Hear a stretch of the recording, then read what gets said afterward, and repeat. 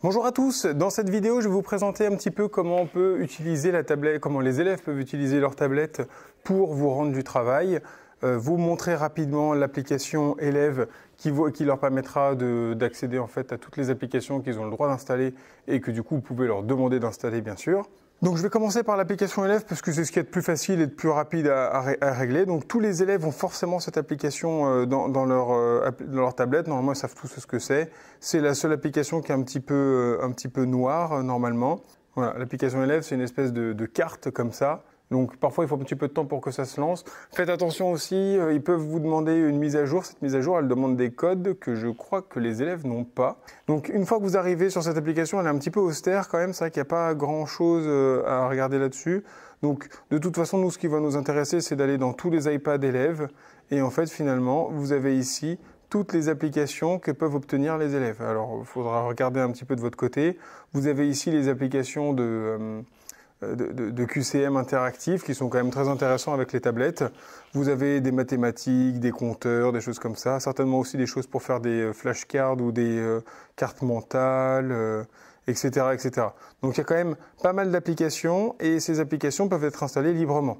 Pour le reste, si vous voulez faire installer d'autres applications, il faudra demander au référent tablette pour éventuellement faire une demande au département.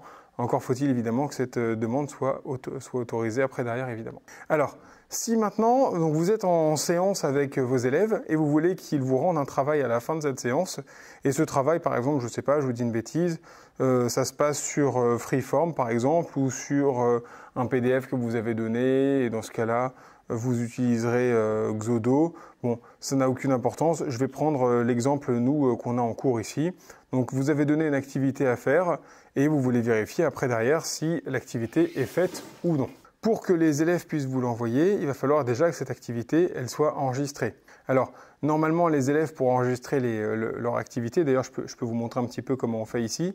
Donc, ils ont la possibilité dans Xodo, en fait, de faire les 3 petits points. En fait, ce qui se passe déjà, c'est que par défaut, Xodo enregistre automatiquement dès que vous écrivez quelque chose. Donc, en fait, là, c'est déjà enregistré. Mais éventuellement, là, vous voulez en faire une copie de ce document et l'envoyer tout de suite. Et bien, dans ce cas-là, il suffira d'aller dans Partager. Et dans Partager, en fait, ils peuvent aller ensuite sur AirDrop pour aller vous chercher et vous envoyer du coup le document. Comme vous voyez, ma tablette est juste à côté et pourtant je ne peux rien envoyer. Donc la tablette ici ne détecte rien parce qu'en fait, par défaut, toutes les tablettes que nous avons n'autorisent pas naturellement le partage AirDrop. Donc il faut le préciser. Elles sont autorisées avec les contacts, mais pas autorisées ailleurs. Donc là, maintenant que ma tablette est allumée, en fait, je peux me voir.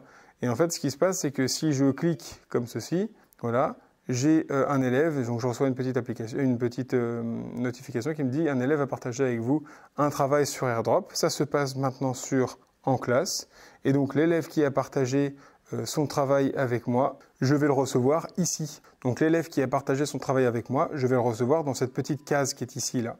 Et donc voilà, je reçois, Alicia a partagé un fichier, hop, je clique dessus et je peux l'ouvrir évidemment, donc a priori plutôt avec Xodo et c'est terminé, j'ai le fichier. Alors sinon évidemment, il y a au cas où éventuellement vous ne verriez pas votre nom. Dans ce cas-là, il faudra que vous switchiez votre écran vers le bas pour voir en fait le mode avion, etc. Vous, ce qui vous intéresse, c'est le AirDrop, vous cliquez dessus et en fait, vous allez autoriser tout le monde pendant 10 minutes à vous envoyer le document. Je vais avoir une nouvelle ligne normalement qui devrait s'afficher, voilà, ici. Et donc là, hop, je peux cliquer et je vais recevoir une notification AirDrop. Vous aurez remarqué que ce n'est pas la même façon. Je veux dire, tout à l'heure, ça m'envoyait une notification par en classe, donc tout va se passer par en classe, alors que là, ça ne va pas passer par en classe, donc ça va être à moi d'enregistrer moi-même le fichier. Je vous conseille peut-être éventuellement cette façon de faire là.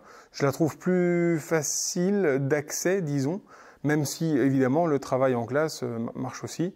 Donc là, vous cliquez bien sûr sur accepter, vous l'ouvrez avec Xodo, pareil, et donc j'ai le fichier qui est ici. Je vais ensuite faire les 3 petits points. Je vais cette fois-ci non pas le partager, mais l'exporter. Une fois que... Ah, alors si ça marche pas, j'ai dit l'exporter. Voilà, il va me proposer différentes options. Je vais l'exporter comme une copie identique. et je vais aller dans Save to Files pour le sauvegarder directement sur ma tablette. Alors, rappelez-vous, sur notre tablette enseignant, on a la possibilité d'enregistrer sur le cloud.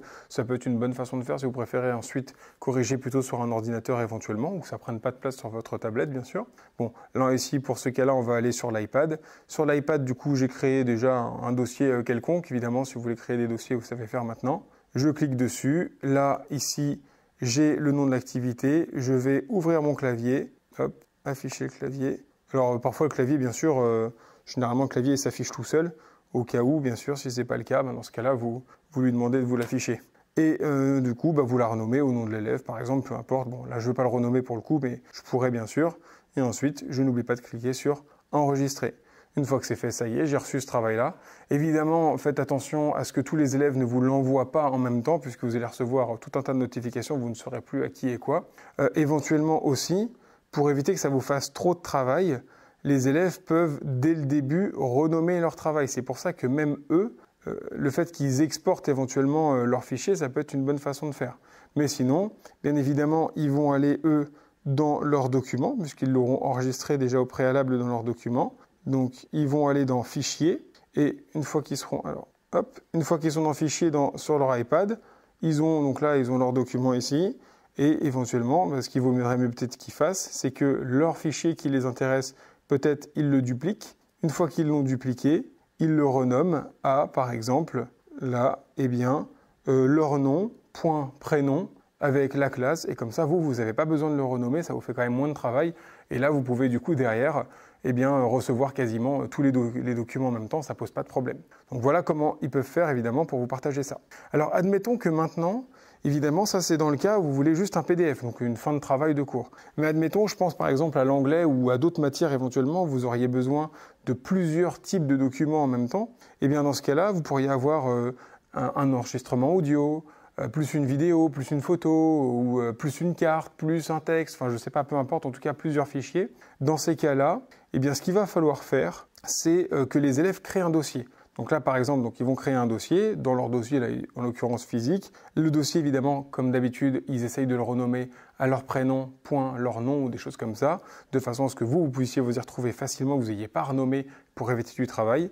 Et donc, bon, là, pour le coup, je vais le nommer peu importe comment.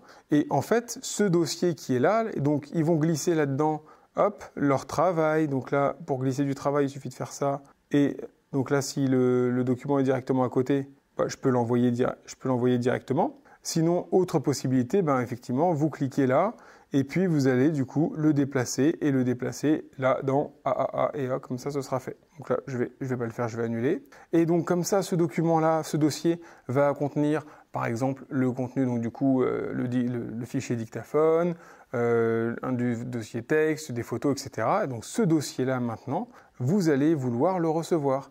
Pour ça, le principe est du coup le même que ce que je viens un petit peu de faire. Je reste cliqué sur le dossier. Je vais aller dans Partager. Je vais peut-être cliquer sur autre chose en même temps. Je recommence. Je vais aller sur Partager, voilà. Sur Partager, je vais aller sur le AirDrop. Si tout va bien, on me revoit. Par contre, attention, cette fois-ci, en cliquant ici, il y a des chances pour que ça ne marche pas. Alors, je vous montre. Oui, en cliquant ici, je ne reçois pas de notification, comme vous le voyez. Donc, je vais réussir à recevoir des notifications quand c'est des fichiers PDF, parce que du coup, en classe, c'est gérer ça. Quand c'est un dossier entier, je ne vais pas pouvoir le recevoir. Et pourtant, il me marque envoyé. Donc, pourtant, j'ai rien su, vous voyez bien. Et la tablette ne recevra jamais rien sans vous demander votre avis. Donc, en fait, cette fois-ci, il va falloir aller cliquer sur autre personne. C'est pour ça qu'il a fallu, du coup, je vous rappelle ici, dans AirDrop, cliquer sur tout le monde pendant 10 minutes peut me voir avec AirDrop. Et là, cette fois-ci, si je clique ici, là, il me demande mon avis. Là, j'accepte. Il va me demander de l'enregistrer. Donc là, normalement, vous n'avez pas besoin de le renommer puisque bien sûr, elle a été nommée au nom de l'élève.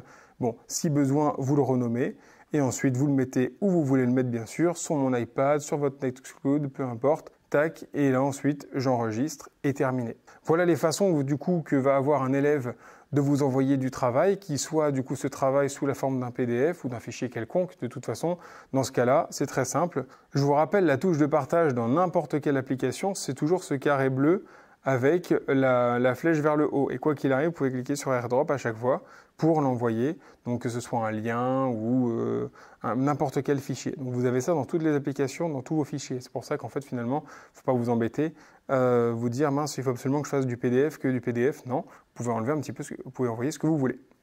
Voilà pour cette vidéo et voilà pour ce que peut faire du coup un élève avec sa tablette, la liste des applications et le travail qu'il peut vous envoyer pendant un cours par exemple. Merci pour votre attention.